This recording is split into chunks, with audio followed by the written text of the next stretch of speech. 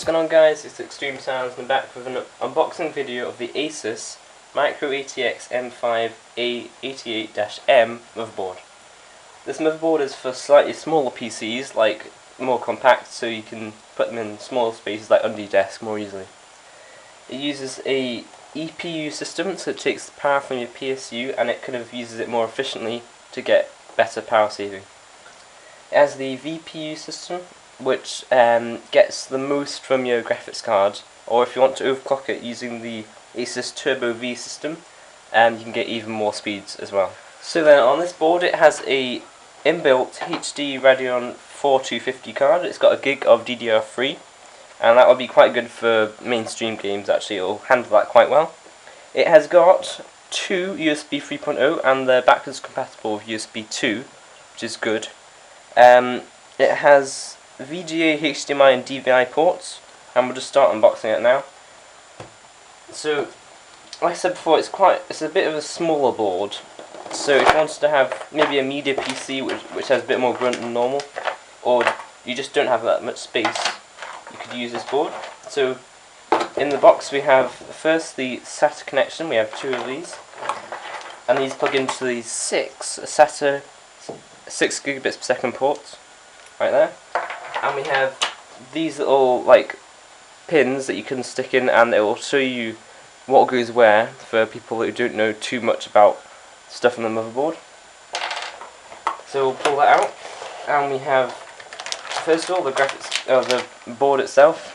It's in this anti-static bag, and I don't want to open it yet because you might damage it because I'm not going to put it in yet. So if you look, it has the socket here for the AM3 Plus, has the input for the PSU, the 4 DIMM slots for the DDR3, and then there is the 6 SATA 6 gigabits per second connectors there. Has a PCI card slot, a PCI 2.0 card slot times 16, and two PCI 2.0 times 1. Here we have the USB 2.0, PS2, HDMI, Firewire 800, which is quite good, and DVI, VGA, two USB 3.0, like I said before, they're backwards compatible with USB 2. Has another two USB ports, Ethernet.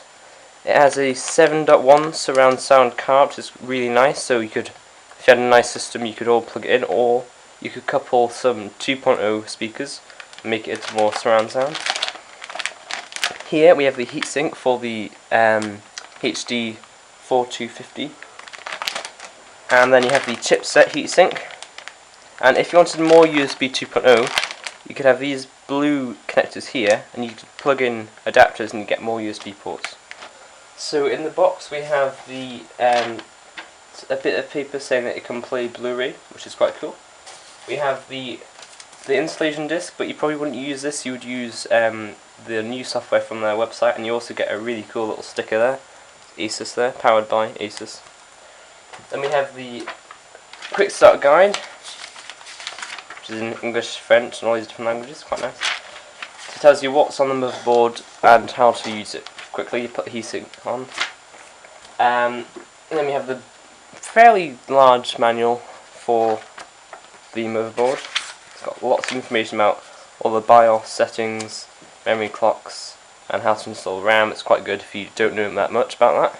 So if you wanted more power, you could couple the integrated HD 4250 graphics on the motherboard with a second card like this, Sapphire Radeon 4670. You just plug it in to the PCI 2.0 slot, and you could have the Crossfire X hybrid system. Put them in Crossfire and you have a lot more power. So this board can take up to 16 gigs of DDR3 memory clocked at 1600 MHz, which is pretty good. You can have a lot of power and punch with that. So thank you very much for watching my unboxing of the Asus motherboard. This is a really nice board and I'd love to see it in action soon. So goodbye.